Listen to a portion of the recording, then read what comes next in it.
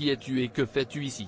S'il te plaît, j'ai besoin de quelque chose à manger, j'ai tellement faim. Sortiras-tu de cet endroit avant que je le perde? Comment osez-vous entrer dans l'enceinte de mon père, ce vieux, sans femme? J'ai dit, sors. Regarde comment ça sent partout. Est-ce que cette maison ressemble à une rue pour toi, ou de vieux mendiants sales mendient de la nourriture? Laisse-moi te revoir ici, et je t'apprendrai pourquoi ils m'ont appelé Jerry. S'il te plaît, j'ai besoin de quelque chose à manger. Absurdité. Qui est que, Jerry? Mommy, rien de grave, une vieille femme 100 ans qui est venue mendier. Quoi? Qu'as-tu dit? Est-ce que tu viens d'appeler une vieille femme qui sent bon?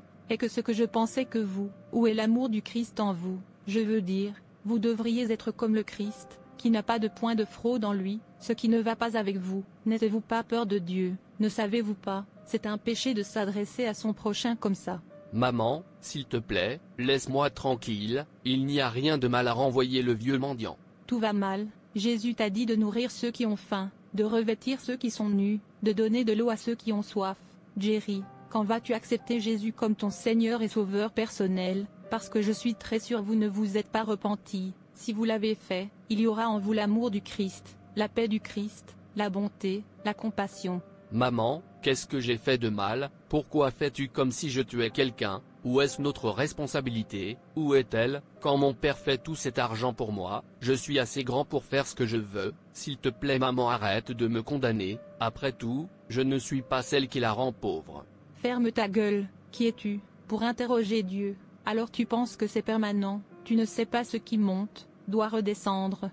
Écoute fils, les choses ne sont pas comme ça. Tu t'attends à ce qu'elles le soient parfois. La richesse n'est pas permanente, et être pauvre n'est pas permanent non plus. Ça change. C'est une autre raison pour laquelle tu dois être poli, avec tout le monde autour de toi. Tu dois l'être bon pour ceux qui t'entourent. Ne méprise personne, juste parce que tu es meilleur qu'eux aujourd'hui, parce que demain, tu auras peut-être besoin d'aide de leur part, et si tu ne fais pas preuve de bonté envers les gens, quand il s'agit de à ton tour, personne ne te fera du bien, car ce qu'un homme sème, il doit le récolter. S'il te plaît mon fils, je veux que tu sois comme le Christ, sois humble, que l'amour et la compassion du Christ soient en toi. Maman, tu vois, toutes ces choses que tu dis ne me concernent pas. Je ne peux jamais être gentil avec une vieille femme qui sent sale. Pour être comme le Christ, je veux dire, je ne suis pas le Christ, et mon père a gagné assez d'argent pour moi, alors je n'ai besoin d'aide de personne. Maman, quel est le sens de cette? Quel est ton problème Jerry? Pourquoi ne peux-tu pas apprendre? Que dois-je faire pour que tu donnes ta vie à Jésus? Je suis un enfant de Dieu, et j'ai la compassion du Christ, ton père aussi. Pourquoi fais-tu comme si on ne t'a pas élevé dans la voie du Seigneur? Regarde le genre de gens, tu m'es, comme un fou. Avez-vous fini de parler? Excusez-moi, j'ai quelque chose à faire à l'intérieur. Point d'exclamation. Dieu ait pitié de mon fils. Touche son cœur pour te connaître, ô Dieu. Je ne sais pas ce qui lui est arrivé. Moi et mon mari avons fait de notre mieux, pour qu'il te connaisse. Fais ta part et rapproche-le de toi, ô Seigneur. Être comme le Christ, être comme le Christ. Je ne veux pas être comme le Christ. Est-ce par la force? Je veux profiter de ma vie, je veux dire que j'aime ça chaud. Quiconque veut être comme le Christ devrait l'être, et quitter Jerry hors de lui, parce que ce n'est pas par la force d'être comme le Christ. Un non-sens, comme si je m'en souciais. Mon père a déjà gagné tellement d'argent pour moi, je n'ai pas besoin d'être poli, envers qui que ce soit, ou, pour être comme le Christ, tout ce dont j'ai besoin c'est de dépenser mon argent, comme je le veux, je n'ai besoin d'aucune aide corporelle. Abeg, Jerry, amusez-vous et oubliez maman lancinante.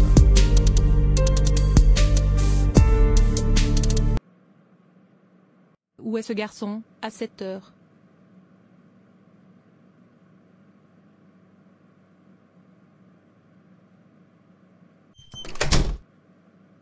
Jerry, d'où viens-tu, à cette heure de la nuit?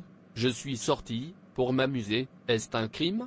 Qu'est-ce que c'est encore? Maman, je ne suis pas assez vieux pour prendre soin de moi, laisse-moi tranquille pour l'amour de Dieu. Jerry, vis ta vie pour Christ, arrête de gâcher ta vie, arrête de gâcher l'argent durement gagné de ton père. Un temps viendra où tu regretteras tout ce que tu fais. C'est pourquoi je te préviens, d'arrêter la vie capricieuse, et de venir à Jésus, afin qu'il vous dirige et rende votre avenir meilleur. Mais si vous refusez et continuez dans ce genre de vie, quand vous avez commencé à récolter ce que vous semez, souvenez-vous que je vous préviens. Personne ne peut le faire sans Dieu. Donnez votre vie à Jésus, apprendre à être comme le Christ, afin que votre avenir sera lisse. Maman, arrêtez de ranger votre auto, accepter Jésus, est une décision personnelle, alors laissez-moi, de vivre ma vie comme je le veux, et l'argent en question est mon père l'argent, et je sais ce que je fais, s'il vous plaît laissez-moi tranquille.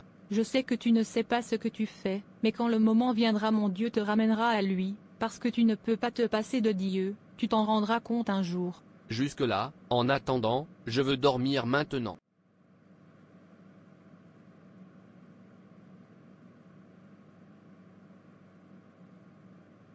Maman, comment vas-tu aujourd'hui? Je vais à la maison. Ne t'inquiète pas maman, tu iras bien avant de rentrer à la maison. Non, ma maison me manque déjà, Jerry. Cette décision personnelle, d'accepter Jésus, comme votre Seigneur et Sauveur personnel, l'avez-vous prise? Rappelez-vous que vous devez la prendre, afin que vous soyez heureux en rentrant à la maison. Maman, nous en parlerons plus tard, pour l'instant je veux rencontrer le docteur, il me demande. Fils, le choix que tu fais aujourd'hui, que ce soit la voie étroite ou la voie large, déterminera en fin de compte où tu passeras l'éternité, soit en enfer ou au paradis. Es-tu sur la voie étroite ou sur la voie large? Vivez-vous injuste ou vie pécheresse? Si tu es toujours sur le Broadway, il n'est pas difficile d'entrer dans le chemin étroit. Jésus a payé le prix de ta rédemption. Viens maintenant, car tout est prêt pour toi. Maman, je reviendrai. Fils, Jésus est le seul chemin vers la vie, et doit venir en premier. Maman, je dois rencontrer le docteur, je viens. Docteur, vous demandez à me voir. Oui. Tu vois, Peter, tu dois déposer $1000, immédiatement, pour que nous commencions l'opération sur ta mère. Tu vois, tu dois être rapide, la vie de ta mère est en jeu. Ok docteur, je ferai de mon mieux. Que dois-je faire maintenant? Je ne pense pas qu'il y ait encore assez d'argent sur mon compte. Je prie pour avoir trouvé de l'argent pour sauver ma mère, je ne veux pas la perdre. Elle est la seule que j'ai. Directeur, qu'entendez-vous par « il n'y a pas d'argent sur le compte de mon père ». Qu'est-ce que tu veux dire par qu'est-ce que je veux dire? Alors quand vous le dépensez, vous ne savez pas qu'il finira. Comment peut-il être? D'accord, s'il vous plaît, prêtez-moi de l'argent, ma mère est très malade, je dois la sauver. Je n'ai pas d'argent. D'accord, si c'est le cas, j'ai besoin d'un prêt, je dois sauver ma mère. Alors mettez votre maison en garantie, si vous voulez un prêt de notre part. Ok, je vais faire ça. Docteur, l'argent est prêt maintenant. Qu'est-ce qui te retient? Ça fait 4 jours maintenant. Où essaies-tu de jouer avec la vie de ta mère? Docteur, ce n'est pas comme ça, j'ai couru pour l'argent, mais l'argent est prêt maintenant. Ok, pas de problème, mais c'est juste que plus tu tardes, plus tu la mets en danger quand même mettons au boulot. S'il te plaît maman, sois sauvée, ne me quitte pas. Docteur, comment va ma mère, puis-je la voir? Je suis désolé, nous l'avons perdue. Nous avons fait tout ce que nous pouvions, mais Dieu sait le mieux. Non, non, non, docteur, vous auriez pu sauver ma mère. Je suis tout seul maintenant, d'où dois-je commencer? Je dois commencer à travailler pour pouvoir récupérer ma maison auprès de ces gens de la banque. Maman, je savais que tu profites de ta maison, s'il te plaît, veille sur moi. Et, avez-vous livré le message? Je vous ai demandé de livrer. Non monsieur, je le ferai plus tard. Comment oses-tu? Je te demande de faire quelque chose pour moi, et tu l'ignores. Est-ce pourquoi vous me giflez? Ne jamais essayer à nouveau que... Regardez ce petit garçon, ne vous avez pas le respect de vos aînés, ou il est parce que je travaille pour vous, un non-sens. Quoi? Tu oses me défier? Tu es viré. Quittez ma compagnie. Qu'est-ce que j'ai fait? Comment vais-je faire face? Je ne dispose que d'un peu d'argent dans mon compte. Je ne peux pas croire, un petit garçon comme ça m'a giflé, juste parce que je travaille pour lui. J'aimerais écouter ma mère. Oh, comment je regrette toutes ces vies dans le monde que j'ai vécu. Maintenant un mendiant est meilleur que moi, au moins ils ont une maison, je n'ai même pas d'endroit où appeler chez moi.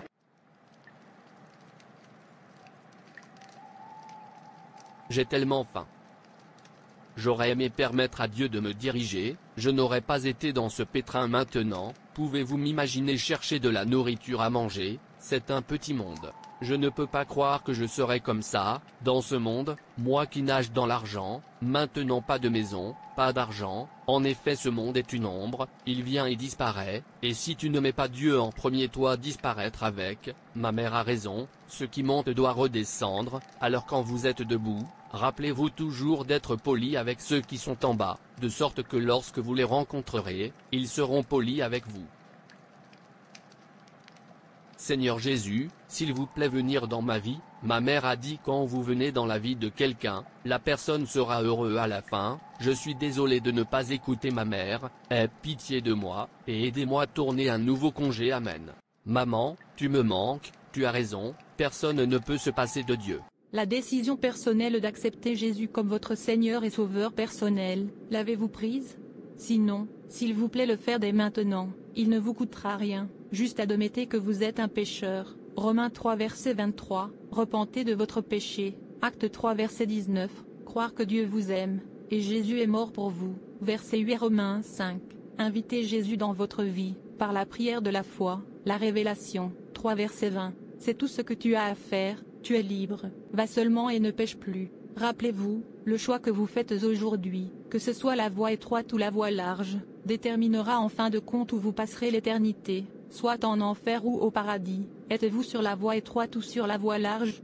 Vivez-vous injuste ou vie pécheresse? Si tu es toujours sur le Broadway, il n'est pas difficile d'entrer dans le chemin étroit. Jésus a payé le prix de ta rédemption. Viens maintenant, car tout est prêt pour toi. Merci d'avoir regardé.